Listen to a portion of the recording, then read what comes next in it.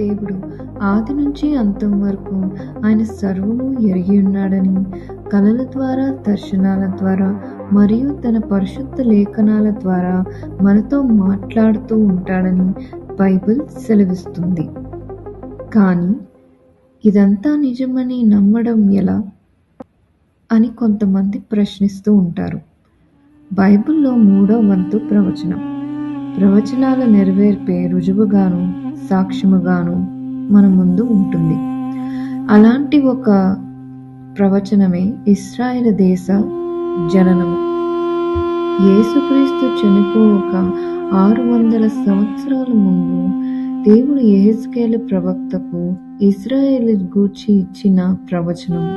అది ఏమనగా, ఏ విధంగా అయితే యూదులు ప్రపంచ నలుమూలలకి చెదిరిపోతారో, తిరిగి దేవుడు బాహుబలము చేత వారిని తన స్వదేశానికి చేరుస్తాడు అన్న విషయం. క్రీస్తు శకం 70వ సంవత్సరంలో రోమన్లు జెరూసలేమును చుట్టుముట్టి ఆ పట్టణమును నాశనము చేసి 2వ మందిరాన్ని కూల్చివేస్తారు. ఆ సమయంలో యూదులందరూ ప్రపంచ నలుమూలలకి చెదిరిపోతారు.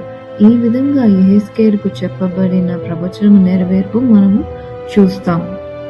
యెహెజ్కేలు 37:21 ప్రభువైన యెహోవా సెలవిచ్చినదేమనగా, ఇశ్రాయేలు వెళ్ళిన అన్ని జనములలో నుండి నేను వారిని తీసుకొని వచ్చి నలుదిక్కుల నుండి వారిని సమకూర్చి వారి స్వదేశములలో తోడుకొని వచ్చేదనన్న విషయము 2000 సంవత్సరాల తరువాత యూదులు వారి స్వదేశానికి తిరిగి వచ్చినప్పుడు నెరవేర్చబడుట మనం చూస్తాము.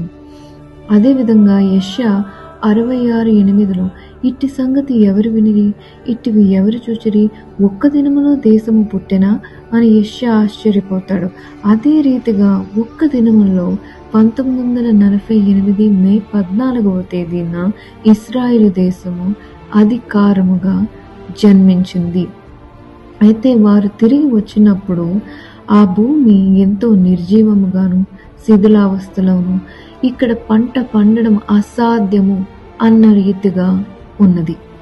యెహెజ్కేలు 36:35 ఈ పాడైపోయిన దేశం మీద ఏదైనా తోట వలె అయిపోతుందని, శిథిలావస్థల మీద పట్టణాలు కట్టబడి జనములతో నిండిపోతుందని దేవుడు ప్రవచించిన విధంగానే ఈ రోజు మనం ఇశ్రాయేలు దేశం చూస్తే అది ఏదైనా తోట వలెను నిర్జీవమైపోయిన భూమి మీద పంట పండించడమే కాకుండా దాన్ని ఇతర దేశాలకి ఎగుమతులు చేస్తూ ఆధునికంగా, సాంకేతికంగా ఎంతో ముందంజలో ఉన్నారు. ఇక్కడ ఆశ్చర్యమైన విషయం ఏంటంటే, 2000 సంవత్సరాల క్రిందట ఏ భాష అయితే మాట్లాడేవారు అదే భాష మాట్లాడుతూ ఇశ్రాయేలు దేశంలో నివసిస్తున్నారు. చుట్టుపక్కల దేశాలు ఎంతో ఆర్థికంగా ఇబ్బంది పడుతున్నా ఇశ్రాయేలు దేశం మాత్రం దేవుడు వాగ్దానం చేసిన రీతిలోనే సమృద్ధిగా ఉంది.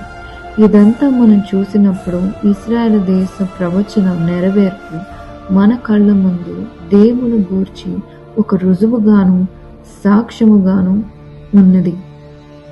ఆమేన్.